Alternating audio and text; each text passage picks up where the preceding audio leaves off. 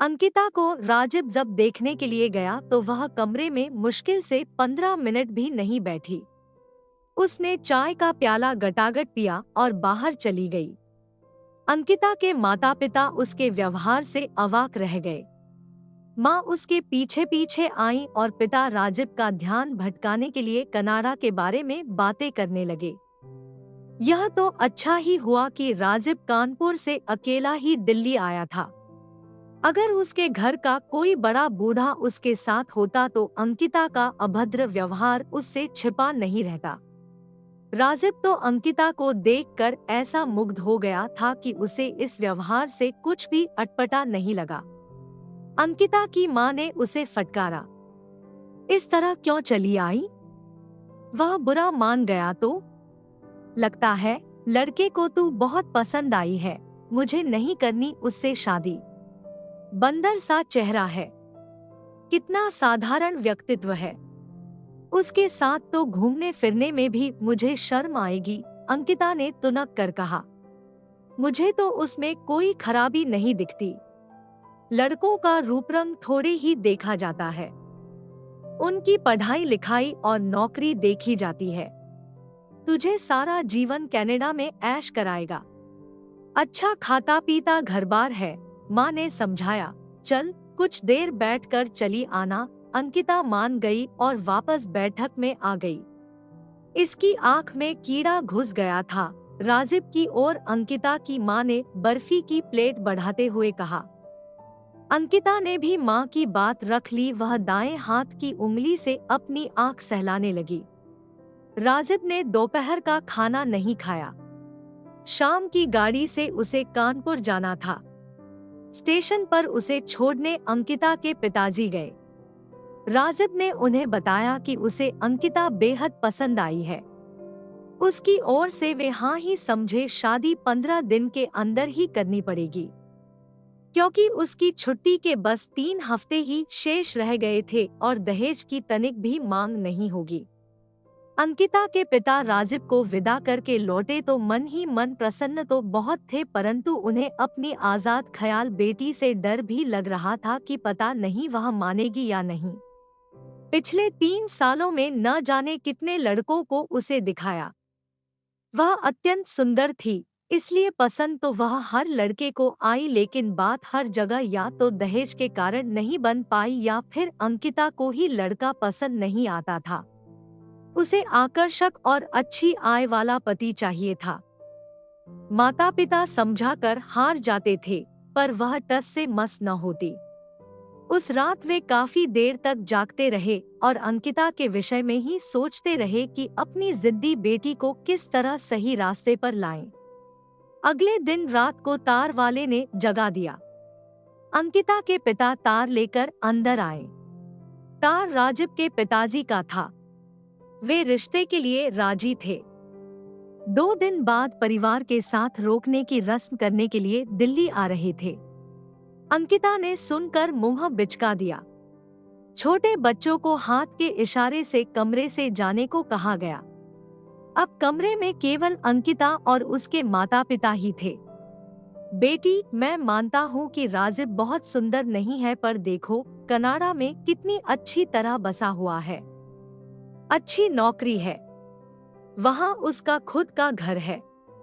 हम इतने सालों से परेशान हो रहे हैं, कहीं बात भी नहीं बन पाई अब तक। तू तो बहुत समझदार है।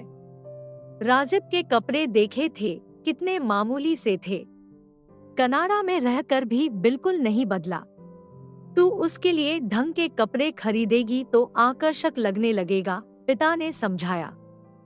देख, आजकल के लड़के चाहते हैं सुंदर और कमाऊ लड़की। तेरे पास कोई ढंग की नौकरी होती तो शायद दहेज की मांग इतनी अधिक न होती। हम दहेज कहाँ से लाएं? तू अपने घर की माली हालत जानती ही है। लड़कों को मालूम है कि सुंदर लड़की की सुंदरता तो कुछ साल ही रहती है और कमाऊ लड़की तो सारा जीवन कमाकर घर भरती है। माँ ने भी बेटी को समझाने का भरसक प्रयास किया। अंकिता ने माता पिता की बात सुनी पर कुछ बोली नहीं। 3 साल पहले उसने एमए तृतीय श्रेणी में पास किया था। कभी कोई ढंग की नौकरी ही नहीं मिल पाई थी। उसके साथ की 2 से 3 होशियार लड़कियां तो कॉलेजों में व्याख्याता के पद पर लगी हुई थी। जिन आकर्षक युवाओं को अपना जीवन साथी बनाने का अंकिता का विचार था, वे नौकरी पेशा लड़कियों के साथ घर बसा चुके थे। शादी और नौकरी दोनों ही दौड़ में वह पीछे रह गई थी। देख, कनाडा में बसने की किसकी इच्छा नहीं होती। सारे लोग तुझको देखकर यहाँ ईर्ष्या करेंगे। तुम छोटे भाई बहनों के लिए भी कुछ कर पाओगी, पिता ने कहा। अंकिता को अपने छोटे भाई बहनों से बहुत लगाव था। पिताजी अपनी सीमित आय में उनके लिए कुछ भी नहीं कर सकते थे। वह सोचने लगी, अगर वह कनाडा चली गई तो उनके लिए बहुत कुछ कर सकती है, साथ ही राजीव को भी बदल देगी। उसकी वेशभूषा में तो परिवर्तन कर ही देगी। अंकिता माँ के गले लग गई। माँ, जैसी आप दोनों की इच्छा है वैसा ही होगा। अंकिता के पिता तो खुशी से उछल ही पड़े। उन्होंने बेटी का माथा चूम लिया। आवाज देकर छोटे बच्चों को बुला लिया। उस रात खुशी से कोई न सो पाया। 2 सप्ताह बाद अंकिता और राजीव की धूमधाम से शादी हो गई। 3 से 4 दिन बाद अंकिता जब कानपुर से राजीव के साथ दिल्ली वापस आई, तब राजीव उसे कनाडा के उच्चायोग ले गया और उसके कनाडा के आप्रवास की सारी कार्रवाई पूरी करवाई। कनाडा जाने के 2 हफ्ते बाद ही राजीव ने अंकिता के पास $1000 का चेक भेज दिया। बैंक में जब अंकिता चेक के भुगतान के लिए गई तो उसने अपने नाम का खाता खोल लिया। बैंक के क्लर्क ने जब बताया कि उसके खाते में 10,000 रुपए से अधिक धन जमा हो जाएगा तो अंकिता की खुशी की सीमा न रही। अंकिता शादी के बाद भारत में 10 महीने रही। इस दौरान कई बार कानपुर गई। ससुराल वाले उसे बहुत अच्छे लगे। वे बहुत ही खुशहाल और अमीर थे।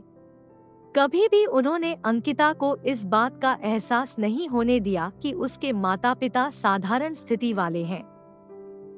अंकिता का हवाई टिकट राजीव ने भेज दिया था। उसे विदा करने के लिए मायके वाले भी कानपुर से दिल्ली आए थे। लंदन हवाई अड्डे पर अंकिता को हवाई जहाज बदलना था। उसने राजीव से फोन पर बात की। राजीव तो उसके आने का हर पल गिन रहा था। मॉन्ट्रियल के हवाई अड्डे पर अंकिता को राजीव बहुत बदला हुआ लग रहा था।